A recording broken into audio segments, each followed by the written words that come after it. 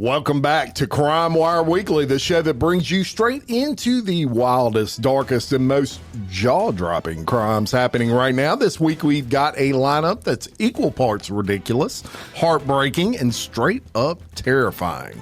We're going to start all the way in Mexico, where federal forces take down drug kingpin El Mencho in a massive raid, but the cartel is already hitting back pretty hard, and the violence is spreading throughout that country. In Missouri, 2 deputies are killed and 1 injured, leading to a 12-hour manhunt. We're going to catch you up on this story. We head to the spotlight, where an American Idol former contestant is charged with murdering his wife and claiming it was a home invasion. In Wisconsin, an elementary school teacher is caught with cocaine after admitting she used it in the school bathroom. Yep, you've heard that one right. In New York, a man allegedly grabbed a crossbow and went after his own sister because they couldn't agree on the thermostat.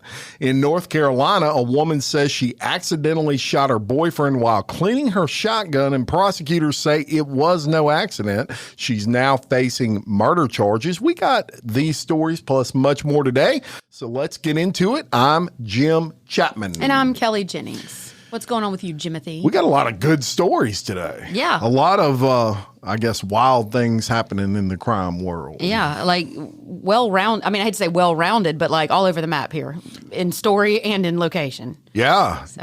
So we're going to I guess we'll jump right into it. Get it. And we're going to start out across the border in Mexico. And of course, this big trending story right now, no matter where you look, in a major blow to one of Mexico's most powerful criminal organizations, security forces killed Nemesio. How you like that? Been practicing my Spanish names pronunciation lately. Nemesio Cervantes.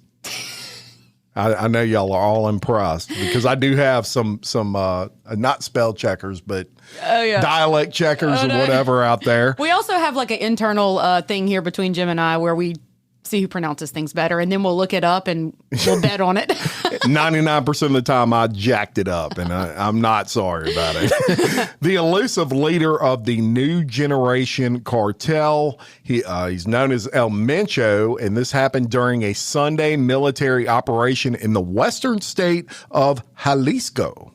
The death of the 59-year-old kingpin has unleashed a swift and fierce retaliation, with cartel gunmen torching vehicles, erecting fiery roadblocks, and clashing with authorities across at least 20 states in the country.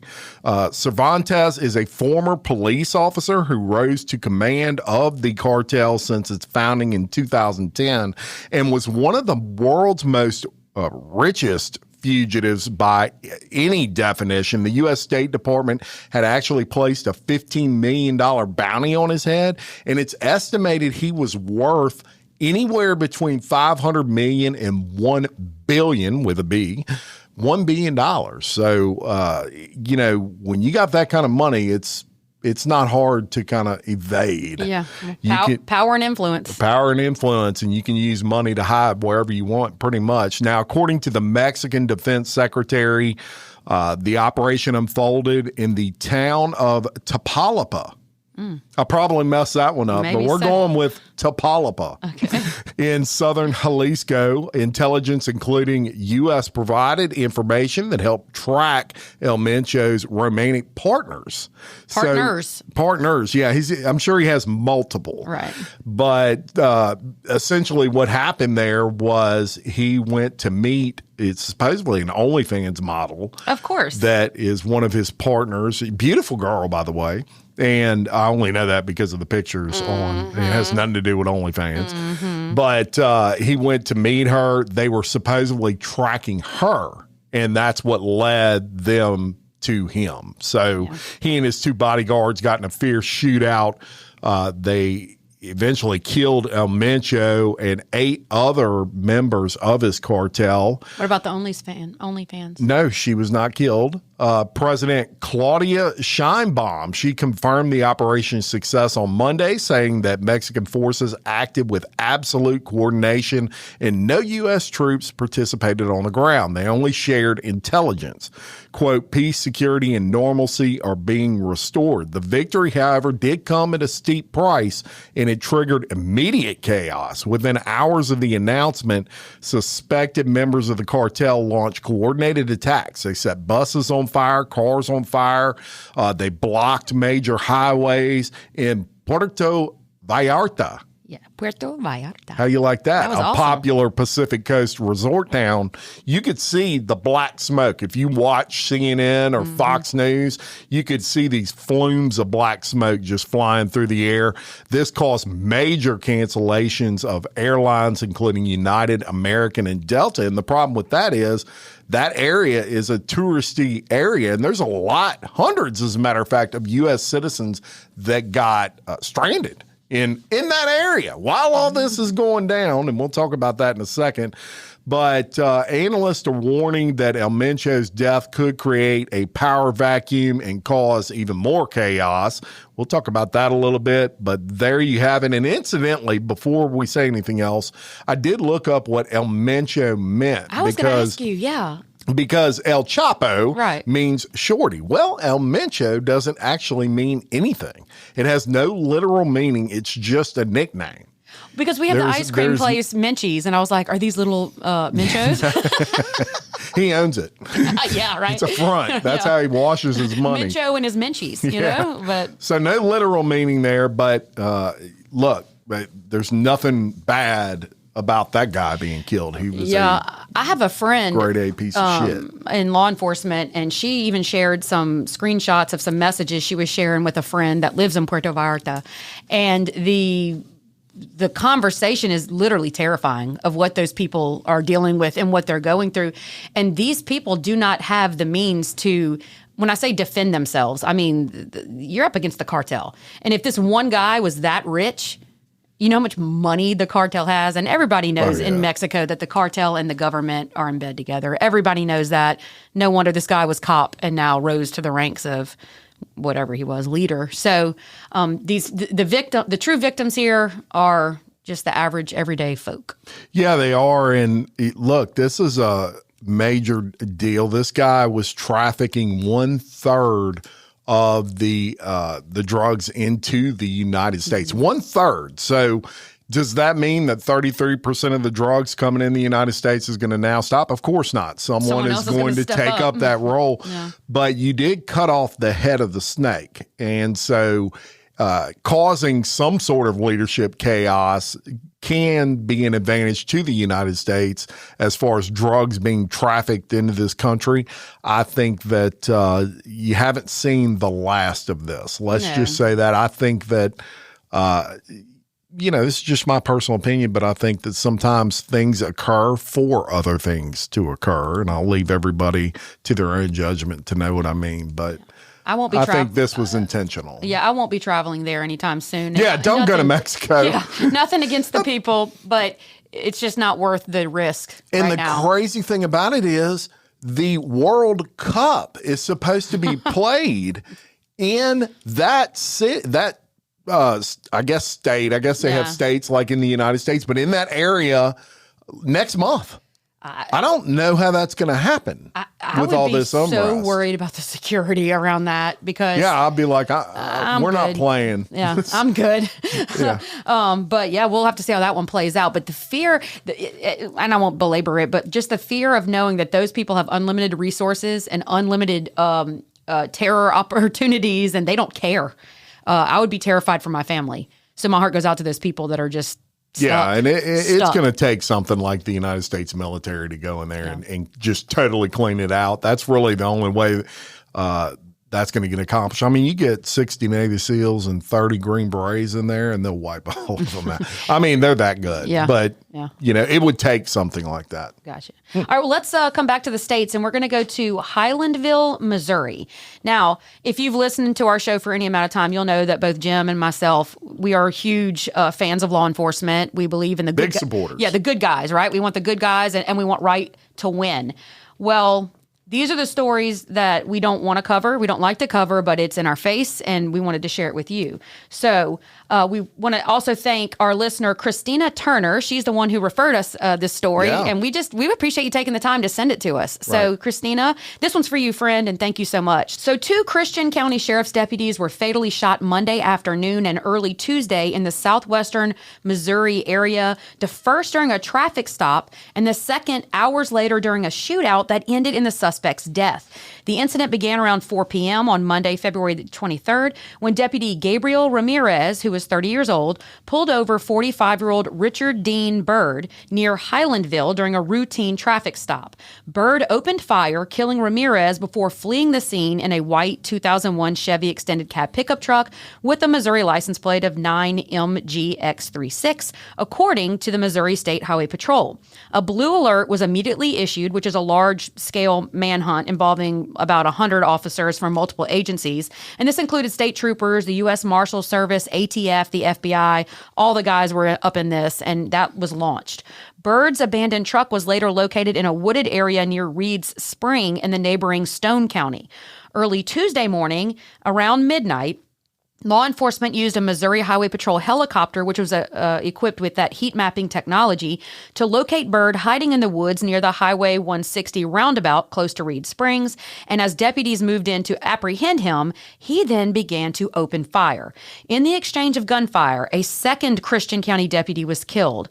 2 additional deputies, one from Christian County and one from Webster County, they were wounded with non-life-threatening injuries.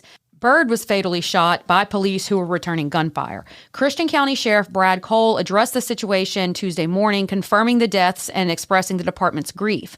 Unfortunately, we lost 2 of our own tonight, but doing what they took an oath to do, loved and enjoyed. They gave their life not only for citizens they served, but for other officers and deputies involved as well. Long day, trying day, upcoming days will be harder. We do what we have to do to make sure our citizens are safe. That's what we did today. Took the bad guy off the street and sent him where he needed to be. In a blunt assessment of the confrontation, the sheriff stated, really plain and simple, if you want to have a gunfight, we'll have a gunfight, but you're going to end up dead, and that's exactly what happened tonight with the suspect. Stone County Sheriff Doug Rader described the events as probably the worst day in the history of Christian County Sheriff's Office, but noted the wounded officers are expected to recover. Ramirez, who served in the military before joining the Christian County Sheriff's Office Patrol Division in July of 2025, was the first deputy killed. The name of the second slain deputy has not been released pending notification of the family. And Missouri Governor Mike Kehoe said he was in contact with Sheriff Cole throughout the search and urged anyone with information to come forward. The crime scene, including a taped-off house and a wooded area near Reed Spring, remained active Tuesday morning as investigators from multiple agencies continued processing evidence. Highway 160 was closed during the manhunt, but it has now reopened. No motive for the initial shooting has been released, and the investigation remains ongoing. The Christian County Sheriff's Office and surrounding agencies have received an outpouring of support from law enforcement across the region, and many departments offering their prayers for the fallen deputies, their families, and the wounded officers. Yeah, and so this guy had already had a history of shooting at the police. 2014, shoots at a police officer, thank God. Did not hit the police officer. He goes to jail for that, gets out. An attempted murder. Yeah. On attempted murder, and now has another confrontation, shoots, kills one, runs, shoots, kills another. And thank God that they eventually caught him 12 hours later, and he got what was coming to him, quite frankly. Yeah, he had no respect for the police, obviously, 45 years old. Should have known better, right? Right. And so traffic stops are the most dangerous thing that a law enforcement officer will do. While most of us, we get pulled over and we have no intentions to hurt the officer. We're just frustrated. Other than domestic calls. Well, yeah, that was what I was going to say next. Other than being frustrated ourselves when we're driving, in the day-to-day interactions, traffic stops are the most dangerous. And this... Well, and domestics when you go to a house, but I'm talking about driving and doing traffic situations. But what happens here often, and I don't know this at the time of this recording, so they may release something after we've recorded this. But oftentimes, what happens here is when it seems unprovoked, you'll find that bad guys may have done something already, And when this cop just happens to pull them over for a traffic infraction, they think that the cop already knows about another incident they've already been a part of, and that's why they what open. They're getting pulled over yes, for. Yeah. and that's why they open up fire. Again, I'm not saying that's the case here, but very rarely does someone just decide to shoot the cop just because of the traffic. I mean, it's usually a compounding issue on that. Yeah, they got something in the car. Yeah. And they think that, they don't want to go back to jail or whatever. But this is proof right here that when you are soft on crime, it perpetuates it, because I'm assuming it was an attempted murder charge. Oh, yeah. Was it? Okay. How the hell? I know people that have been in prison for a long time over drug charges. This guy tried to kill a police officer and then got back out on the street just to kill 2 more. Yeah. Unbelievable. And, I think you're absolutely right. I don't know if he had anything in the car, but here's the thing. He's definitely on parole. He shouldn't have had a gun. If you're right. Felon in possession of a firearm, too. Right, which may have been enough. He may have had that gun in the car, and that's a violation of his parole. And if you're out on parole for attempted murder, you got a lot of time you're going to have to do if you go back, to finish out that sentence. So that could have been all it took. In the end, he got dealt with, but thoughts and prayers. I just cannot not imagine these officers' families and what they're going through right now. So yeah, just doing your job. Yeah, that's awful. All right, got a story out of North Carolina that is really bizarre and has a lot of people thinking. Okay. And I'm going to cover that one. In a stunning development that has left her family reeling with a mix of joy and confusion, Michelle Hundley Smith, who was a mother of 3 that disappeared more than 2 decades ago, has been located alive and well in North Carolina. Smith is now 62. Now, she was last seen on December 9th of 2001. She left her home in Eden, North Carolina. She was going Christmas shopping at Kmart in the Martinsville area. Her 1995 Pontiac Transport van with a North Carolina license plate says it was a specialty plate that said ROKNON, rockin' on. Kind of a cool one. Her husband reports her missing. He says, hey, she's got a vanity plate, says this. Should be easy to find the vehicle. That was on December 31st that he reported her missing, which was quite a time frame. So that raised people's eyebrows. Why did it take you 3 weeks? So she failed to return home. Nonetheless, that prompted an extensive investigation involving the Rockingham County Sheriff's Office, the FBI, and the DEA. So the case remained open for about 24 years, and her family, obviously, they're seeking answers. Her daughter, Amanda, who was actually 19 at the time of her disappearance, she creates a Facebook page. This is in 2018. She wanted to gather tips to keep the story alive. On February 20th of 2026, just a week ago or so, the Rockingham County Sheriff's Office announced they had located her alive and well at an undisclosed location within the state.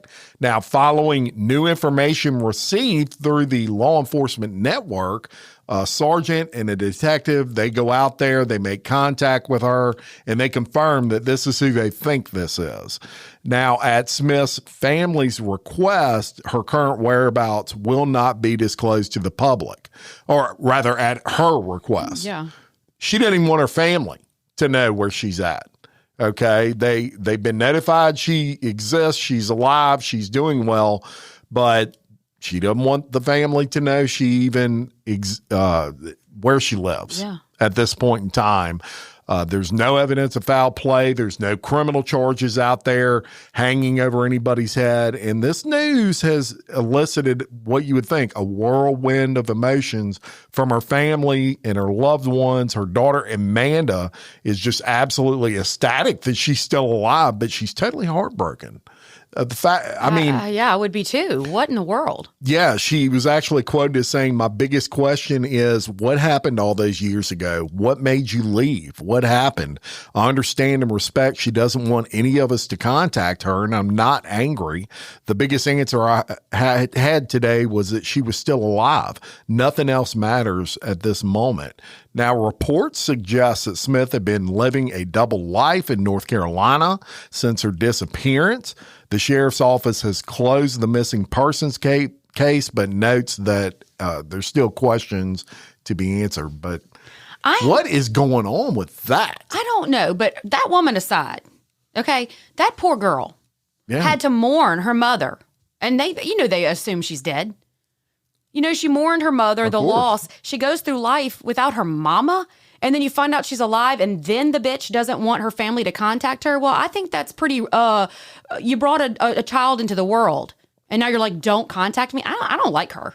I don't know, because the girl was 19. I don't know if maybe in some way, and I'm not saying this is right, but maybe in some way she figured I raised her.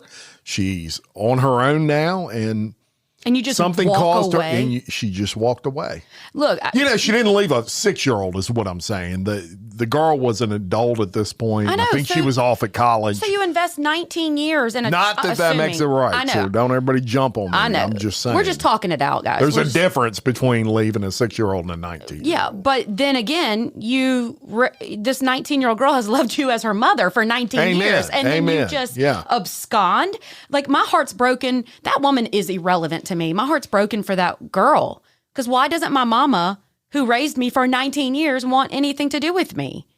Can you imagine, like, how we're, like, just being abandoned like that? How about her husband? I'm sure they were looking at him with a microscope. Oh, yeah. Oh, yeah. Yeah, because it's questionable to me why he didn't report her missing for over 2 weeks. Well, maybe they had that type of relationship where she was flighty to begin with. You know what I'm saying? Like, or maybe they got in a fight right before she left, and it makes me suspect she said, I'm leaving. I'm getting out of here. And it was like a threat, right? And you pack your stuff and you go to a hotel but she was going for Christmas one night. Shopping. Yeah, that's true. I don't know. We're all just guessing Listen to me. At this point. If my husband even threatens that he's going to leave me, I told him, do it, sucker. I'm riding with you. You ain't getting rid of me, and I'm not waiting 3 weeks to find you. You're my best friend. You don't get to just leave. You know what I mean? Mm-hmm. I just think maybe she has mental problems. I don't know what else to chalk that up to, but you've been gone this long and then say, don't contact me. Yeah, she obviously has some sort of mental something going on. She's just rocking on without her family. To just leave and disappear from your whole family. But don't like it. I don't know what it is. I don't like that. If Everybody's you know her, wondering. Tell her Kelly doesn't like it. All right, so now we're going to move on to Connecticut, where a case of premeditated murder has come to a close with the sentencing of Pedro Grajales, a 55-year-old Hartford man who confessed to stabbing his girlfriend, Nilda Rivera, 25 times in a secluded parking lot after treating her to what he intended to be her last meal at a local McDonald's. The incident unfolded in April 2023 when Grajales, suspecting Rivera of infidelity, meticulously planned her murder over several days. According to his arrest warrant, Grajales hid a knife in his pants pocket and deliberately treated the 57-year-old New Britain woman very nice so she would not suspect that there was an issue. He picked her up from her home, drove to the McDonald's on Brainerd Road in Hartford, and went through the drive-thru to order food, allowing her to eat it in the parking lot. After the meal, Grajales drove to a nearby secluded parking lot under the pretenses of retrieving lumber from the back of his vehicle. Once there, he adjusted his driver's seat all the way back so he could have enough room to swing the knife, according to the warrant. Grajales then removed the knife from his left pocket and began stabbing Rivera multiple times while she remained seated in the front passenger seat. He reportedly watched as she gasped for air and waited until she stopped breathing before proceeding. Covered in blood, Grajales then drove Rivera's body directly to the Hartford Police Department substation, where he walked inside and confessed to the crime. Police found Rivera's body slumped in the passenger seat of the vehicle, confirming the horrific details of the attack. Grajales pled guilty to murder and was recently sentenced to 30 years in prison, bringing some measure of closure to a case that shocked the community. Authorities noted that his confession and the evidence aligned with the premeditated nature of the act, driven by jealousy and suspicion. How do you only get 30 years in prison for that, Kelly? He got a year for every stab. You know what I'm saying? He stabbed that woman 25 times in a premeditated murder. And the easiest open and shut case you'll ever have, after he does it, he walks into the police station and confesses and says, I just killed somebody, yet you only get 30 years in prison. So I have That blows my mind. I know. I have no idea. So I'm going out on a limb here, guessing, so don't come at me if I'm wrong. But I would bet that maybe, again, this is going to sound really, really bad, but in the court case itself, maybe there was infidelity of some sort. And so I know. But if his argument was I snapped or But whatever. it wasn't. It's premeditated.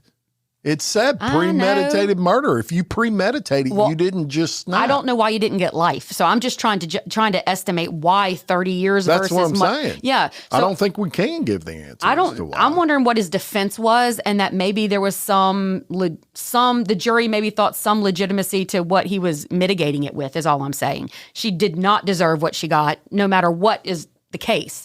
But only 30 years is insane. Yeah. Sometimes it's just stupid, and I think that's just stupid. I don't think you can have any circumstance that would justify killing somebody. And then if there's good time, he could get out. Going in and admitting to it and premeditating it and only getting 30 years. And it doesn't say 30 years without probation or parole or anything like that. So if he gets good time and all that, he could be out in even less. Yeah, usually 85% at least before you get out in cases like this. But who knows with Connecticut? Apparently, I don't know. You can kill people and just get 30 years in prison. If I was her family and you only got 30 years, then it would be, never mind, I can't say something, but I'd go earn my 30 years. Yeah. Because that's crazy. All right, let's go to Central City, Kentucky, and a 32-year-old man was arrested over the weekend, and you're not going to believe what he did. What? So he was caught engaging in sexual activity with a deceased deer on the side of the road, and I'm not making that shit up. A dead deer? You heard me right. A dead deer. According to the Central City Police Department, this incident occurred around 7 p.m. on Saturday, February 21st, when a passing driver spotted the man, later identified as Alan Osborne, in the act along a highway. The witness promptly called 911, providing a description of the individual and the disturbing scene. Responding officers arrived to find Osborne with his pants around his knees, his hands and clothing covered in blood and deer fur. He was taken into custody without incident and charged with sexual crimes against animals. Osborne was subsequently booked into the detention center. Details of the arrest reveal the deer was already dead at the time of the incident, though the circumstances surrounding how it came to be on the roadside remain unclear. Authorities have not released further information about his motives or prior criminal history. Under Kentucky law, sexual crimes against animals are treated as serious offenses. As they should. As they should, potentially carrying penalties, including fines and imprisonment, and the investigation is ongoing. All right. Well, first time I've ever heard of that. Well, okay, let's talk about the mugshot real quick. A deer. That is a strong 32 years old. This guy looks much older. He's bald. If anybody's screwing a deer, it's that dude right there. This guy. He is the one doing. Yeah. But obviously so much worse at play here than me. I mean, in public, sex act, dead animal, lock him up, put him away from the rest of us. And then. Yeah, he don't need to be walking amongst the free. That's for sure. I wouldn't even feel better if it was a live deer, but the fact that it's a dead animal that turns you on has me just. Ew. Yeah, man. Is a good? Is that a good commentary on that? Sure. Oh my God, Jesus. Okay, we're gonna come right here to Louisiana on this next one, to Grant Parish, where a 23-year-old Shreveport resident has been arrested. Tell them where Grant Parish is. I'd love to. It's in North Louisiana. It's by it's by Monroe, I guess. Yeah. It's all in that area. Yeah. Yep. Thanks North Louisiana. Thanks for calling me out, Jim. I'm sorry. I thought you knew where it was. I made a D in geography. It's the only class I didn't do well on. So there you go. All right. So yeah, it's up northern Louisiana. There you go. Louisiana. All right. So a 23-year-old Shreveport resident has been arrested following an audacious attempt to introduce contraband into a federal correctional facility in Grant Parish. John Mitchell was taken into custody by the Grant Parish Sheriff's Office after investigators uncovered his plan to smuggle approximately 12 gallons of vodka into the prison. They were going to get turned in that prison. The arrest stems from an ongoing investigation, which led to Mitchell being charged with taking contraband into a penal institution. Details on how he intended to transport such a large quantity of alcohol remains undisclosed, but the incident highlights the challenges faced by correctional facilities in preventing the influx of prohibited items. Authorities have not released information on whether Mitchell was a visitor, employee, or had other connections to the prison, nor have they specified the exact method of the attempted smuggling. This case marks the 8th arrest in 2026 related to contraband smuggling attempts at this very federal prison. The facility, which is part of the Federal Bureau of Prisons Pollock Complex, houses inmates in medium and high security units and has seen an increase in scrutiny over security protocols in recent years. Sheriff's officials emphasize the dangers of introducing alcohol and other contraband into prisons, noting that other items can fuel violence, health risks, and undermine rehabilitation efforts. Our team remains vigilant in protecting the integrity of our correctional institutions, according to a statement from GPSO. Mitchell is currently being held at the location detention center, awaiting further proceedings, and bond information has not been released. I'm assuming, and this article doesn't specify this specifically, but it sounds to me like he was a delivery guy of some sort, because number one, you're not shoving 12 gallons of vodka up your bunghole. Let's hope so. That is a heavy butthole load. That's a lot, and you can't conceal that. That's a lot of weight. It sounds to me like maybe a prisoner got to him or an inmate and said, look, we'll pay you some money. Bring us a couple of cases of Taka. Yeah, absolutely. Could you imagine if it would have got in there, though? I know. Woo, it would have been party time on Camp D. Let me tell you something that people would not consider on this, where my brain went to. Alcohol in general is not just a drinking issue in a prison. That is a rioting tool because it's flammable. And so that's true. Yeah. And so while we laugh and it's funny, we joke, everybody would have been turned, at the prison. Yeah. What if this would have erupted in a riot that cost people their lives? And so, if you don't work in a prison or you never have, that might not cross your mind. You're like, oh man, you guys just trying to get them some vodka. But that's all we need is all these inmates drunk, fighting and lighting shit on fire. Sounds like a great plan. Yeah, vodka is serious.